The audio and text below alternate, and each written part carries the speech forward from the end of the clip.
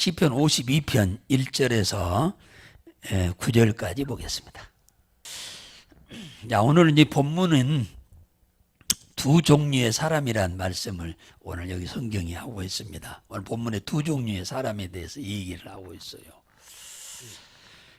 오늘 이 본문을 말씀하기 이전에 이 배경이 있어요. 오늘 이 본문 얘기가 나오게 된 배경은 사무엘상 21장과 22장에 나와 있는 사건을 배경으로 오늘 이 말씀이 나온 것입니다. 다윗이 아버지의 심부름으로 블레셋과 전쟁을 하고 있는 때 형 셋이 전쟁터에 나갔습니다. 그때 당시에는 군인들이 이렇게 정기적으로 있기보다는 전쟁할 때는 모아서 전쟁하고 편안할 때는 나가서 농사짓고 일을 하고 이렇게 지냈던 때였습니다. 그래서 이 다윗의 큰형 둘째 셋째가 전쟁터에 나갔는데 몇 달이 지났는데도 아무 소식도 없고 그러니까 궁금해서 이 전쟁에 이겼는지 졌는지 아무 소식이 없으니까 아버지 이새가 너무 답답해서 다윗을 심부름을 보냈습니다. 가서 천부장도 만나고 형들도 만나고 증표를 가지고 오라고 먹을 거 싸서 주어서 보냈는데 가보니까 블레셋과 전쟁에서 이스라엘 백성들이 전쟁을 전혀 이길 확률이 없습니다. 왜냐? 블레셋 군대들은 나와가지고 나와라 하고 있는데 이스라엘 백성들은 다 굴 속에 다 숨어 있는 거예요. 나가서 싸우겠다고 나서는 군인이 하나도 없어. 다 숨어 있어. 임금부터 장수부터 일반 백성 군인들 다 숨어 있어. 다윗이 보니까 너무너무 답답한 거예요. 너무너무 답답한 거예요.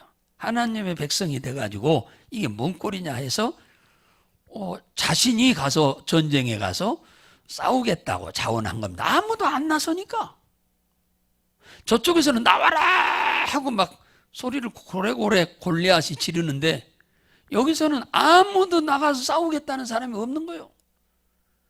그러니 어린 다윗이 보니까 기가 막힌 거예요. 그래서 전쟁터에 형님들을 통해서 천부장을 만나고 임금을 만나서 어쩔 수 없이 임금이 허락한 거예요. 왜? 나가서 대신 싸울 사람이 없으니까. 아무도 장수들도 안 나가려고 그러니까. 그래서 아이가 나간 거예요. 그래서 싸웠는데 대승리를 했죠. 그래서 골리앗을 물맷돌 한 개 가지고 이마, 미간, 오른쪽 눈썹과 왼쪽 눈썹 사이를 미간이라고 하는데 여기가 급소거든요. 그 물매, 반들반들한 물매로 그냥 여기를 만져버렸어요. 달걀만한 것이. 그래서 3분의 1 정도가 여기 미간을 뚫고 들어가가지고 그 자리에서 하고 죽어버렸어요. 그래서 이 군인들에게는 다윗이 대단한 아이로 보인 겁니다. 그죠? 장수도 안 나가고 군인도 임금도 싸우려고 안 하는데 이 다윗이 와가지고 심부름 왔다가 싸워가지고 골리앗을 무너뜨리니까 다른 군인들 물리쳐도 대단한데 골리앗을 물리치니까 군인들이 충격을 받을 수밖에 없었죠. 그리고 그 소식은 삽시간에 온 이스라엘 땅에 전파돼가지고 온 국민들에게 알려졌어요. 그래서 다윗이 갑자기 무명의 다윗이 유명한 사람으로 드러나게 된 겁니다. 그 중에 똑똑하고 잘난 사람 중에 누군가가 만들었는지는 모르겠는데 노래를 하나 만들었어요. 그래가지고 애들이 줄넘기 하면서 애들이 이렇게 계집 아이들이 줄넘기 하면서 놀면서 그런 거예요. 사울이 죽인 것은 천천히요, 다윗이 죽인 것은 만만이다. 이렇게 고문율놀이 하고 있는 거예요. 그러니까 이 소식이 왕한테 들려지게 된 겁니다. 다윗이 죽인 것은 천천히요, 사울이 죽인 것은 만만이라고 이렇게 거꾸로 했더라고 하면은 조금 괜찮을지 모르는데 반대로 사울이 죽인 것은 천천이고 다윗이 죽은 것은 만만이라. 그러면 다윗이 사울보다 왕보다 몇 배나 낫다는 거예요? 10배나 낫다는 거 아닙니까? 10배나 용맹스럽다, 10배나 능력 있다, 그 말 아닙니까? 그러니까 이 소식을 듣고는 사울이 충격을 받은 거예요. 야, 이거 다윗을 살려놓았다가는 훗날에 큰 탈이 생기겠다. 그래서 미리서 훗날에 화근이 생길 것은 미리서 싹을 잘라버리자 해서 다윗을 죽일 생각을 합니다. 다윗을 죽이려고 하는 거예요. 다윗이 무슨 죄가 있습니까? 나라를 전쟁에서 이기게 했으니까 지금 왕도 그 자리에 앉아 있는 거예요. 다윗이 가서 전쟁에서 안 이겨줬으면 왕도 그 자리에 뭐 없고 죽었어요. 왕의 자식들도 다 죽었어요. 그 왕비들도 다 잡혀가고 다 죽었을 거예요. 이 다윗이 전쟁에서 이긴 것 때문에 지금 왕의 자리도 지금 유지하고 있는 거예요. 그러면은 진짜 다윗한테 잘해야 할 거 아닙니까? 근데 다윗을 죽이려고 그러는 거예요. 백성들의 인기가 다윗에게 가 있다고 하는 것을 알고 다윗은 그런 마음 눈꼽만치도 없는데 이 사탄이 이렇게 또 회방을 놓는 거죠. 그래가지고 다윗을 죽이려고 꼬투리를 잡으려고 이렇게 보니까 다윗이 너무 정직하고 또 충성스럽게 왕한테 용맹스럽게 일을 하니까 흠을 잡을 것이 하나도 없는 거예요. 그래서 심지어는 이 다윗을 죽이기 위해서 딸을 줍니다. 딸을 결혼시켜요. 그래서 다윗을 안심시켜가지고 죽이려고. 사울 왕도 대단하죠. 딸을 이장 결혼시키는 거예요, 요즘으로 표현하자면. 그래서 다윗을 안심시켜놓고 죽이려고 그런 거죠. 그런데 귀신이 사울 왕한테 들어가니까 다윗하고 사울하고 같이 앉아 있을 때 사울이 자기 창을 들어서 앞에 바로 앉아 있는데 다윗을 창으로 던진 겁니다. 사울도 창을 잘 던지는 사람인데 2번이나 던졌는데 다 비껴나간 거예요. 그래서 사울이 다윗을 이렇게 죽이려고 하는 마음이 근본적으로 마음속에 있구나 하는 걸 다윗이 이제 눈치를 채고 여기서 있어서는 안 되겠다고 도망쳐 나온 겁니다. 그런데 도망쳤다고 해서 사울이 포기한 게 아니고 날이면 날마다 백성들을 다스릴 생각은 안 하고 3,000명의 군대를 동원해서 날마다 다윗 잡으러 돌아다닙니다. 이게 사울도 아주 미쳐도 보통 미친 게 아니야. 그러니까 원래는 이런 사람이 아닌데 귀신이 악기가 들어가서 그렇답니다. 뭐가 들어가서요? 악기가 들어가면 그래요. 귀신 들어가면 그럽니다, 사람이.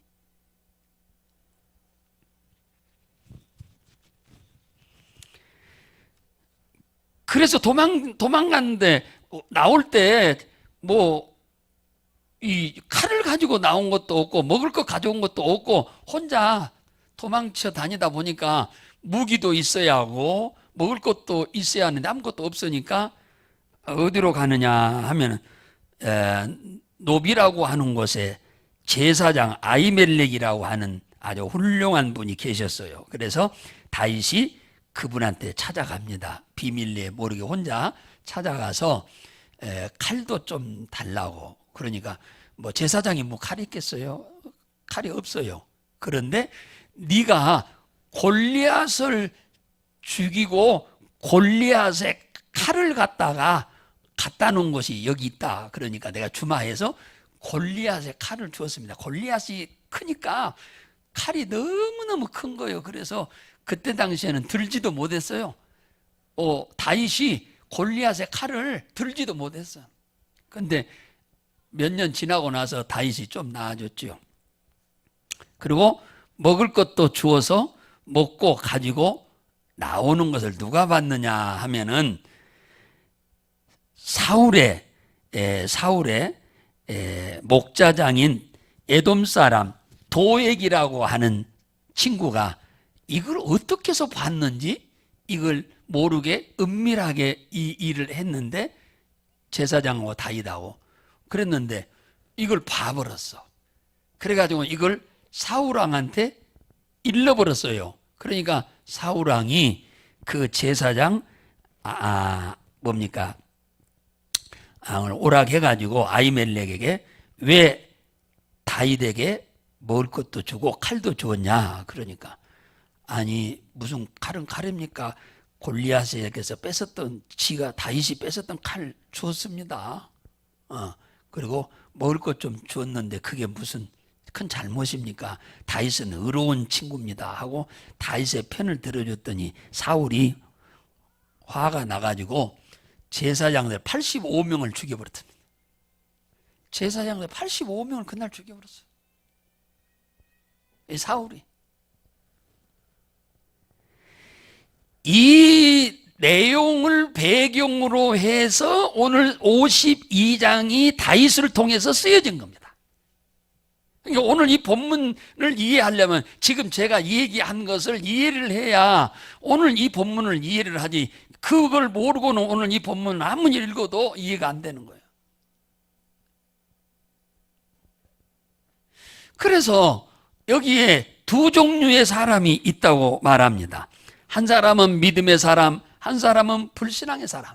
한 사람은 의인이고 한 사람은 악인이라고 오늘 여기 설명을 하고 있는데 이 두 사람은 다릅니다.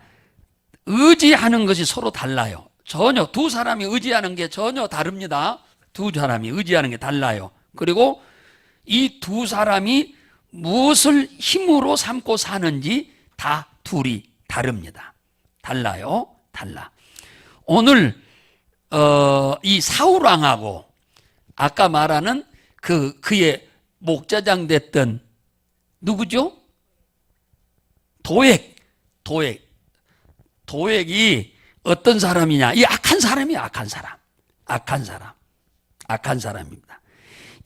그래서 이 악한 사람이 1절에 보니까 뭐라고 했느냐면 강포한 자가, 이 악하단 말이에요.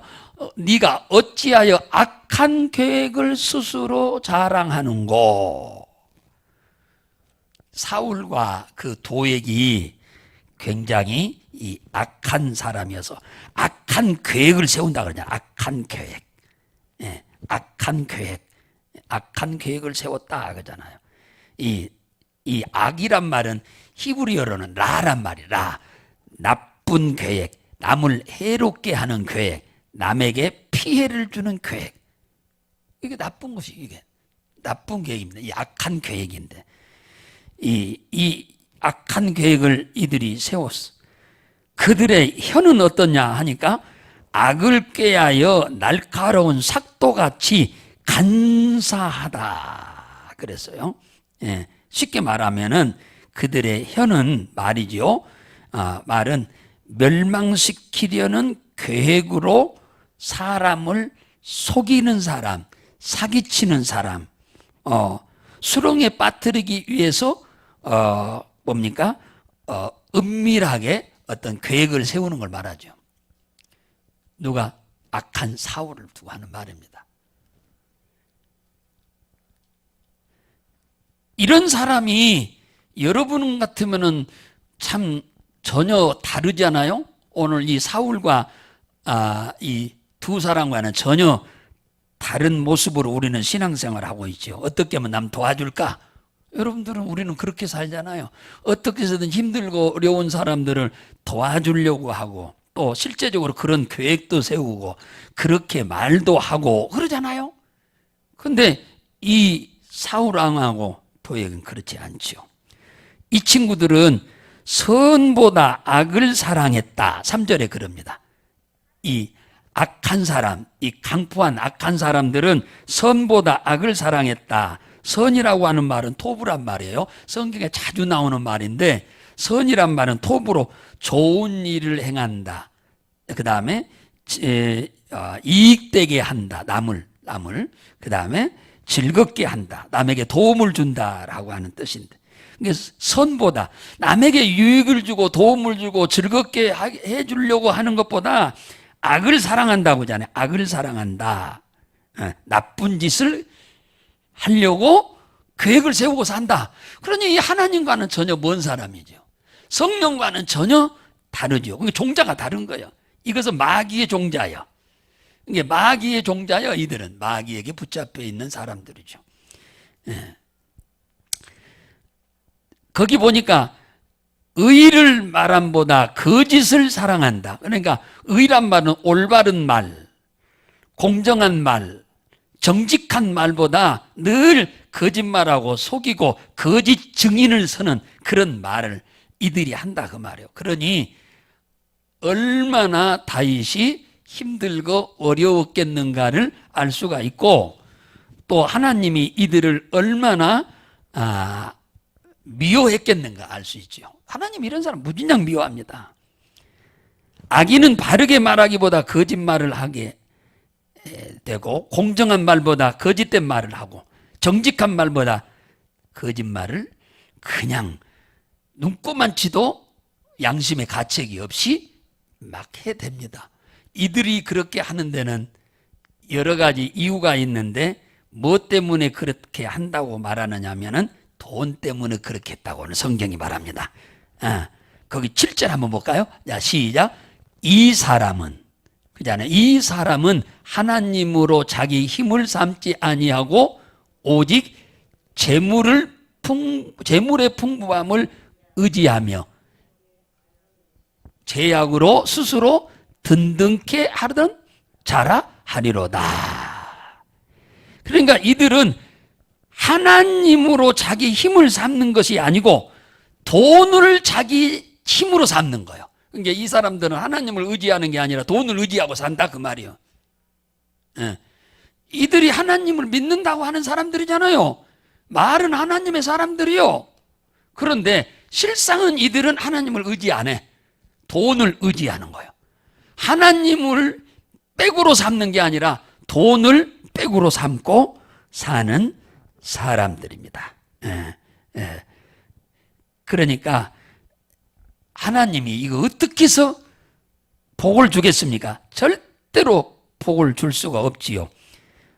이들은 하나님을 의지하지 않고 돈을 의지하고 산다는 말은 우선순위가 바뀌었잖아요. 우선순위가 하나님을 의지하고 돈을 좋아해야 돼.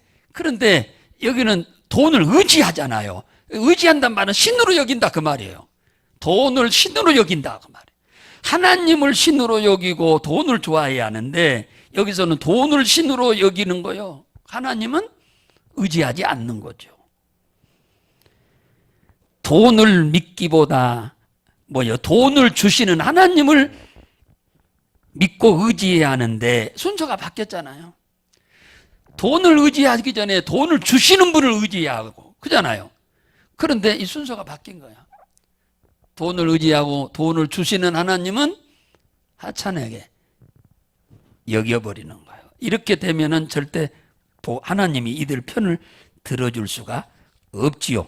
돈을 사랑하기보다 돈을 주시는 하나님을 사랑했어야 하는데 순서가 완전히 바뀌었지요. 돈이 신이 되었기 때문에 돈을 위해서는 이들은 수단 방법을 가리지 않습니다. 돈을 모으는 일에는 수단 방법을 가리지 않아. 사기도 치고 도둑질도 하고 온갖 방법으로 돈을 모으는 일에 혈안이 되어 있는 사람들이죠. 그러니까 이들의 삶이 비인간적인 삶을 살게 되고 비신앙적인 삶을 살게 되고 비도덕적인 삶을 살게 됩니다. 그러니까 남들이 보면 저 인간도 아니다라는 소리를 듣죠. 저건 인간도 아니다. 저건 버러지만 또 못하다. 짐승만 또 못하다. 그런 소리를 듣는 거예요. 그러니 사람한테도 이러니 하나님이 어찌 복을 주겠습니까? 보세요.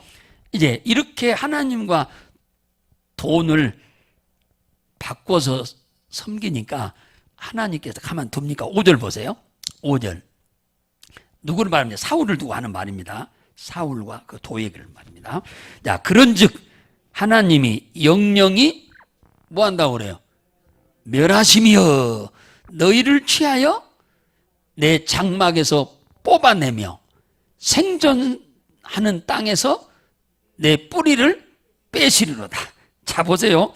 멸해버린다. 멸해버린다는 말은 없애버린다는 뜻이잖아요. 그잖아요. 멸해버린다는 말은 없애버린다는 뜻이거든요. 집이 있으면은 집을 헐어버린다는 뜻이고, 그잖아요. 사람이면은 죽이겠다는 얘기입니다.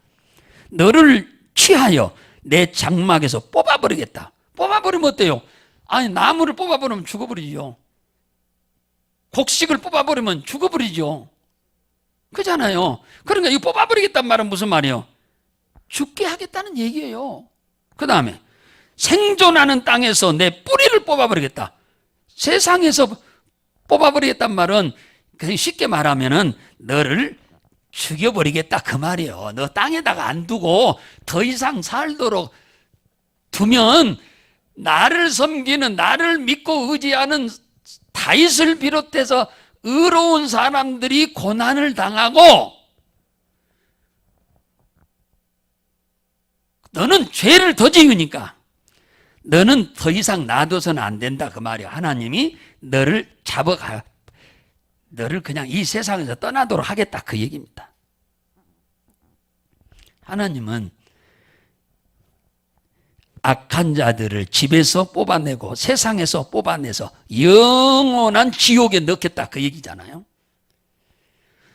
돈을 하나님보다 더 사랑하는 자를 세상에서 뽑아서 영원히 멸할 지옥에 넣어버리겠다.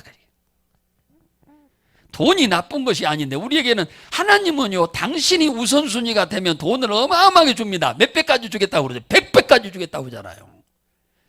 하나님도 돈을 좋아하시는 분이요. 근데 당신이 우선순위가 되면은 돈을 하나님은 100배도 주고 성경에 보면 1000배도 줬어요. 근데 돈이 우선순위가 되니까 하나님이 그를 돈 뺏어가는 정도가 아니고 너를 이 지구촌에서 뽑아버리겠다. 지구촌에서 그냥 뽑아버리겠다는 거예요. 없애버리겠다 그 얘기잖아요. 악인들의 모습은 그렇습니다. 우리는 이렇게 살면 안 돼요. 절대로. 우리는 여기에 해당이 좀 안 되지요. 안 되니까 이 자리에 있는 거지. 그래서 시편 1편 4절에 보면 뭐라고 했느냐. 악은은 그렇지 않으며 바람에 나는 겨와 같도다. 겨는 어디요? 저 날라가 없어져 버린다 그 말이에요. 없어져 버린다는 말이나 뽑아버린다는 말이나 같은 말이요. 바람에 날려서 저 없어져 버리는 거나 땅에서 뿌리까지 뽑아버린단 말이나 똑같은 말입니다. 시편 1편 5절에 심판을 견디지 못하며 죄인이 의인의 해중에 들지 못한다. 이 말은 구원받지 못한다 그 말이에요. 의인의 해중에 못 든다 말은 의인의 무리에 천국에 못 간다 그 말이에요. 악인의 길은 망하리로다 그잖아요. 결국은 망하는 거죠.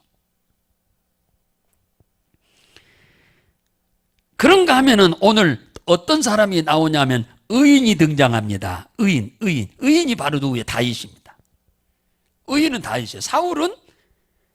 다윗을 죽이려고 하는 사울은 악인으로 여기 지금 등장하고 강포한 자, 도액이람. 그 다음에 다윗은 의인으로 지금 등장합니다. 거기 8절에 보면은 오직 나는 여호와의 집에 있는 푸른 감람나무 같으며 하나님의 인자하심을 영영히 의지하리로다. 누구 의지하고 산다고요? 하나님 의지하고 산다. 그런데 그가 지금 뭐 같다고 그러냐면 푸른 감람나무 같은 것이다 그 말이야. 푸른 감람나무란 말은 무성한 나무라 그 말이야. 그러니까 무성한 나무니까 뭘 열어요? 열매를 막 무성하게 많이 여는 거죠. 나무 이파리가 조금 있으면요 열매 몇 개 안 열어요. 이파리가 무성해야 열매를 주렁주렁 맺게 되지요. 의인은 하나님을 의지하는 자라 그 말이에요. 의지한단 말은 바타으로 히브리어로 가장 기본적인 말로 말하면 하나님을 믿는다. 그 다음에 조금 더 단계를 높이면 하나님을 신뢰한다. 그 다음에 그보다 조금 더 높이면 그분을 의지하고 의탁하며 산다. 기도로 그분께 의탁하고 산다 그 말이야. 1단계는 믿는다, 2단계는 의지한다. 3단계는 그분께 의뢰한다. 그분께 도움을 청하고 산다. 그 말이에요. 그러니까 기도하는 사람은 신앙이 상당한 단계에 오른 사람이에요.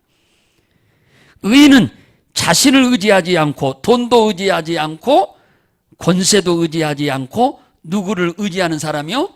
하나님을 의지하는 사람이 의인이다 그 말이요. 그러니까 오직 하나님만 의지하는 자.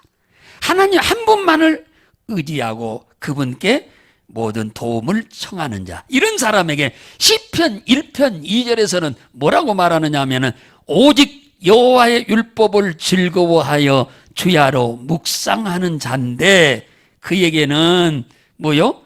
무엇같이 많아진다고 그래요? 거기 시편 1편 봐요. 1편에 보면은 여기도 똑같은 얘기가 나와. 저는 시냇가에 심은 나무가 시절을 쫓아 과실을 맺으며 그 잎사귀가 마르지 아니함 같으니 그 행사가 형통하리로다. 비유로 말한 거야. 비유로. 나무 얘기는 시냇가에 심은 무성한 나무 같다는 것은 잘 된다는 얘기예요. 그가 잘 된다 그 말이에요. 하나님 은혜로 도움으로 잘 되어서 열매가 많이 맺는단 말은 그가 하고자 하는 행사가 잘 되게 한다. 형통하게 한다. 그 얘기를 지금 비유로 얘기한 거예요. 하나님을 의지하고 사는 사람에게는 하나님은 시냇가에 심은 나무가 시절을 쫓아 열매를 맺음같이 우리들이 하는 일들이 다 잘 되도록 하신다. 할렐루야.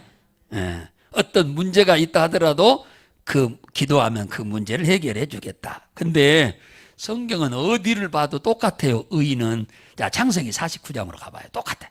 어디를 가든지 성경은 똑같은 얘기를 하는 거예요. 창세기 49장으로 가봐요. 창세기 49장.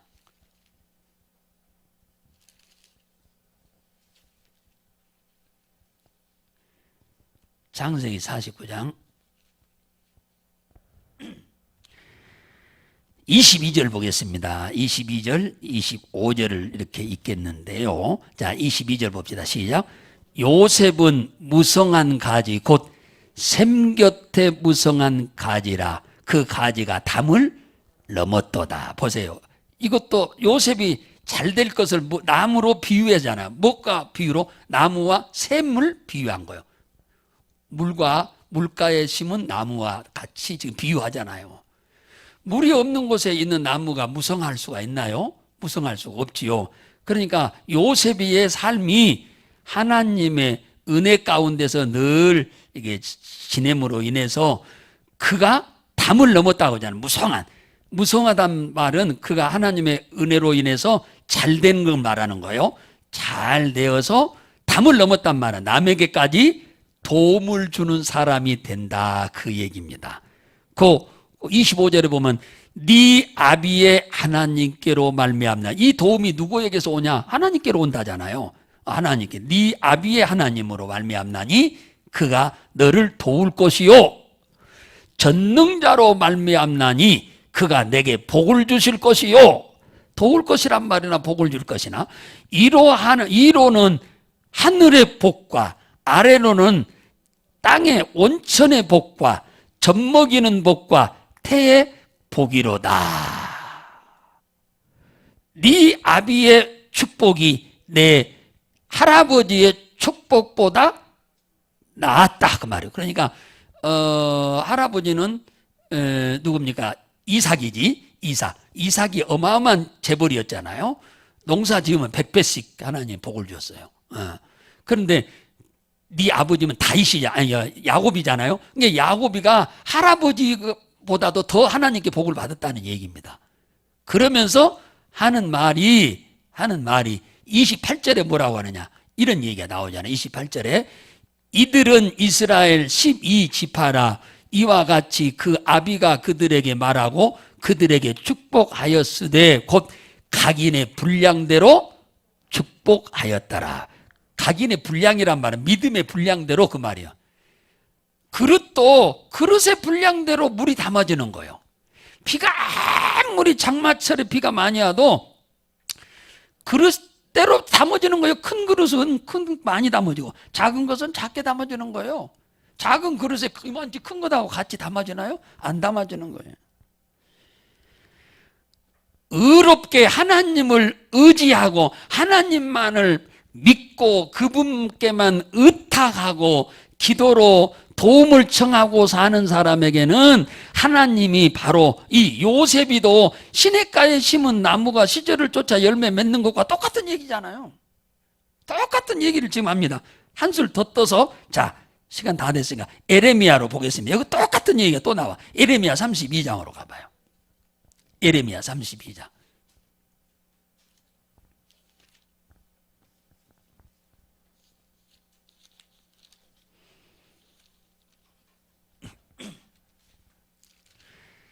에레미야 32장에 보면은